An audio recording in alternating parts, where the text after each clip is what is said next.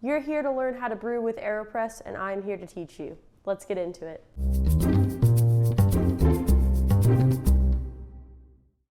What's up, fellow fans and coffee lovers everywhere? My name is Haley. I am a veteran barista with 8+ years in the specialty coffee industry and acute Arabica grader, here to teach you how to brew a delicious cup with the AeroPress brew method.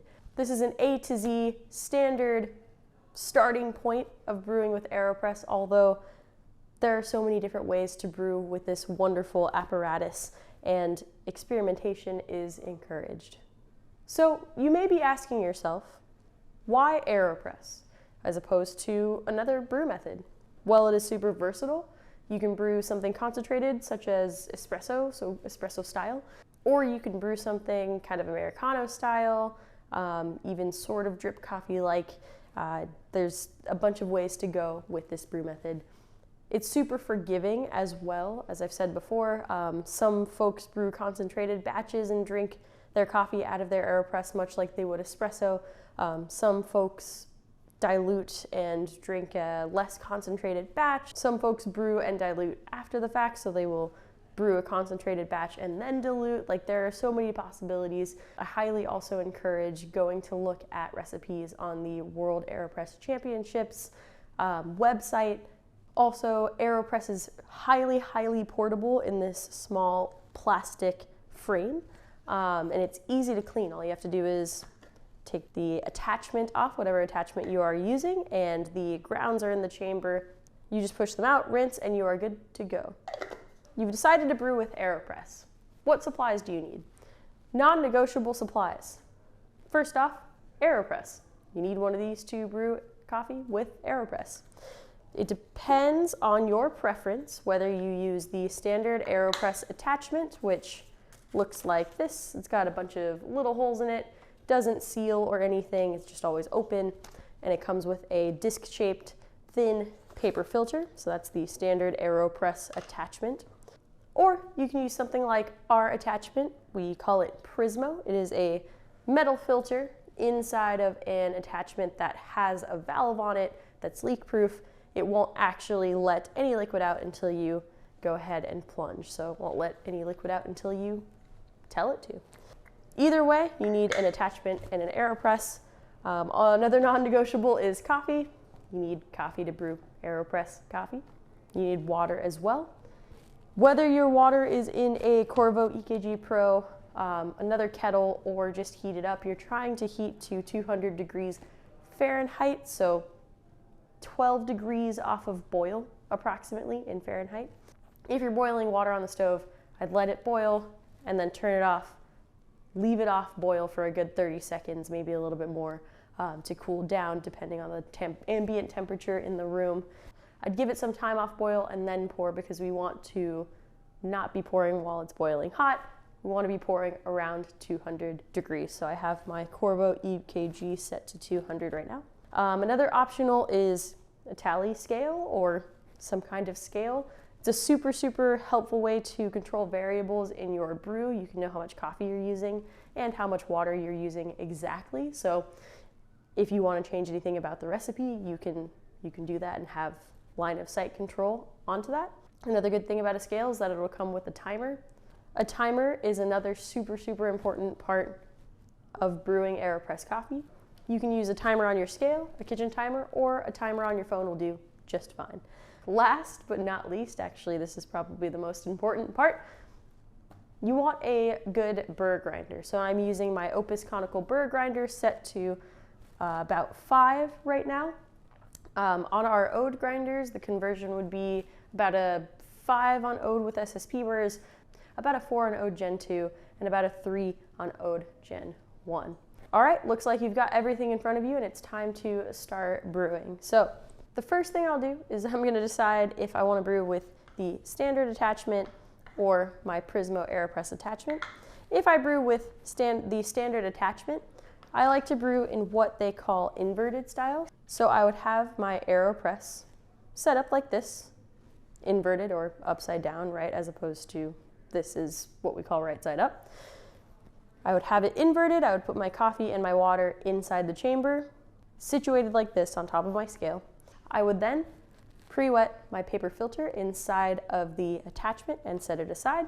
I would go through the brewing process.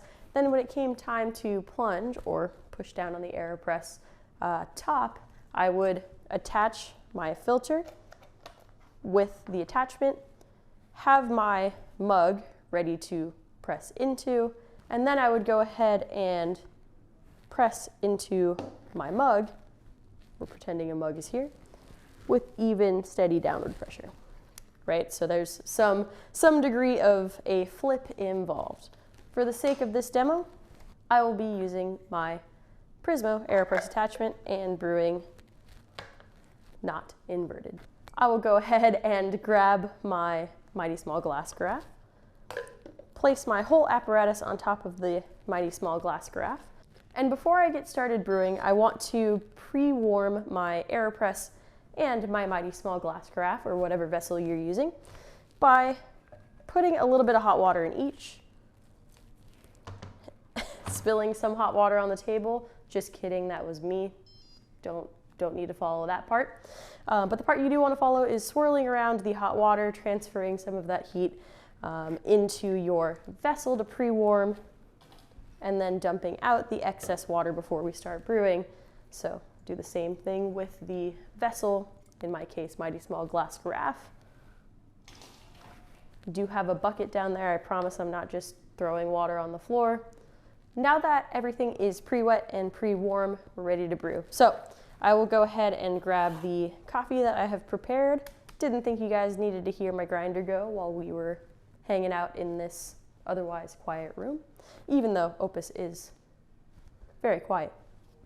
Figured I'd save us some time and we'll get straight to brewing. So I'm gonna go ahead and turn on my scale. I will dump in my coffee. I've already pre-measured it out. If you didn't measure your coffee before grinding it, this is an excellent time to tear out your scale with everything on top of it and then pour your coffee in so you know how much coffee you're using out of your grinder. But I pre-measured my 20 grams, right?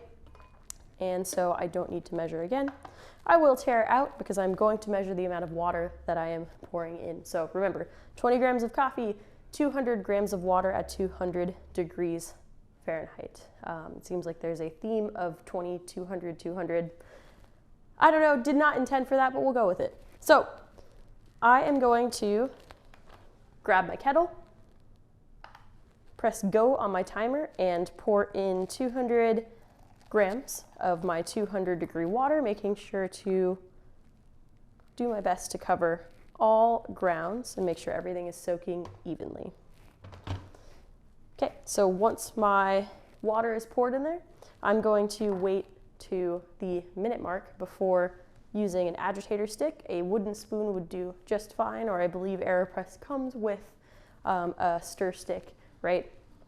What it is it's going to be your tool to agitate or mix up all of these grounds in the water, causing them to bump into each other, to cause friction basically, to allow for more extraction or more flavor to be pulled out of the coffee by the water into the final cup. So we're at 52 seconds.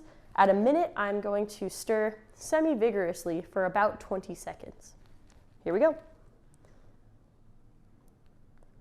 And semi-vigorously, right, doesn't need to be super vigorous. You don't want to knock your AeroPress off of the top of your vessel. That is a big bummer. You got to restart the whole process again and probably do a bunch of cleanup. So definitely want to stir vigorously, semi-vigorously, but not crazy vigorously.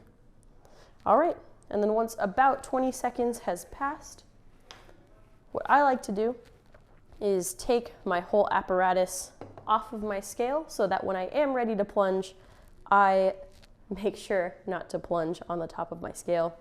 Quickest way to ruin your day, plunging on top of your scale. It'll throw your scale out of calibration on the best side, and it could really cause some serious and lasting damage to your scale on the worst side. So definitely want to make sure to plunge anything, whether you're plunging AeroPress or French press or anything that you're putting downward pressure on. Definitely recommend plunging off of the scale. I'm gonna wait until 3 minutes. I'm about at 2 minutes, 2 minutes, 7 seconds right now. At 3 minutes, I'm going to use this half of the AeroPress, we call the plunger, and place it in the top. Try to get an even downward pressure, as even as I can. And whatever the pressure is, make it even to you. So every time you're plunging AeroPress, it is roughly the same amount of pressure that you are exerting as every other time. It just eliminates another variable in your technique so that if you are troubleshooting, you know what stayed consistent versus what changed, right? Coffee is going to change. Coffee changes day to day. But if your technique is the same, you know what could possibly have changed or what could be better next time or different. All right, so we are right at about the 3 minute mark. We'll place that in the top gently, and again, even, steady, downward pressure. And I'm applying just as much pressure as I generally would. I'm not shaking also. It doesn't have to be a crazy amount of pressure.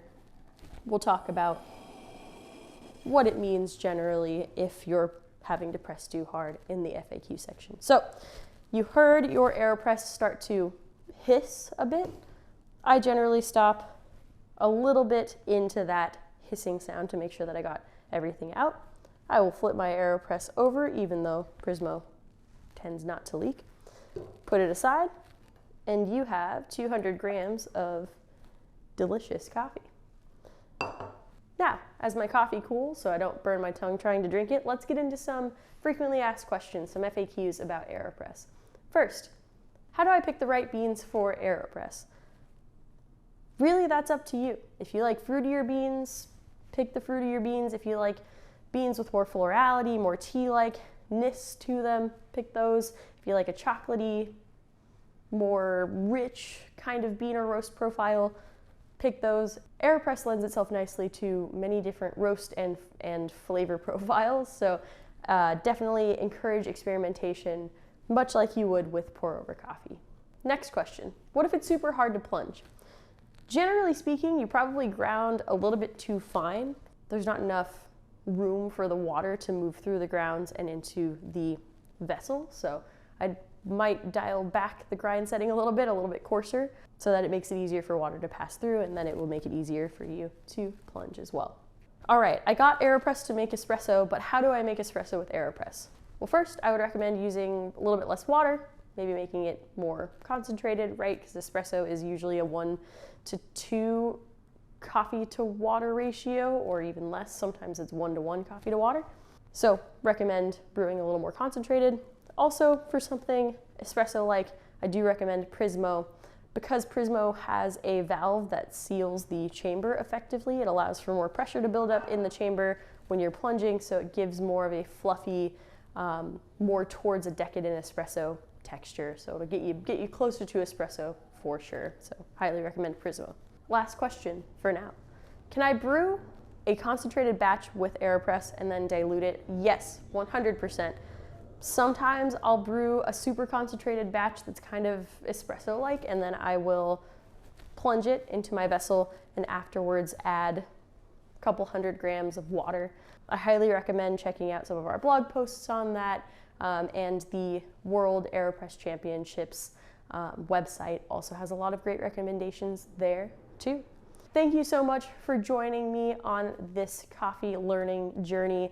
I hope this video has given you a better handle on brewing with AeroPress. Please remember that this is not the only way to brew with AeroPress. This is just a good standard way to start brewing with AeroPress, but we highly encourage experimentation because AeroPress is so versatile and almost made for experimentation. Happy brewing, and I will see you next time for the next Brew How To. Thanks, bye.